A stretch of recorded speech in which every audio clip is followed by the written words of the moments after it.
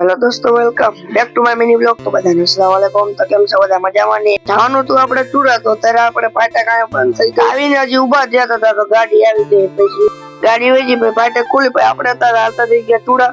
અત્યારે આવી ગયો છે ગામ ખારો. અત્યારે ચૂડા આવી ગયું છે. ચૂડામાં આવી એટલે નકરો પાણી જોઈ છે. અત્યારે બધું કામ બધું કમ્પ્લીટ થઈ ગયું. આપણે હવે જવાનું છે. ચૂડાથી આવતા હતા અત્યારે બર્ગમેનમાં પેટ્રોલ પતી ગયું. અત્યારે પેટ્રોલ પૂરી પેટ્રોલ ને એવું બધું પુરાઈ લીધું. બધું કામ પતી ગયું. પછી આપણે હવે જવાનું છે વડવાનું સાઈડ. આપણે 10 રૂપિયાનો સિક્કો લઈને નીકળી ગયા છીએ ગાંઠિયા લઈને.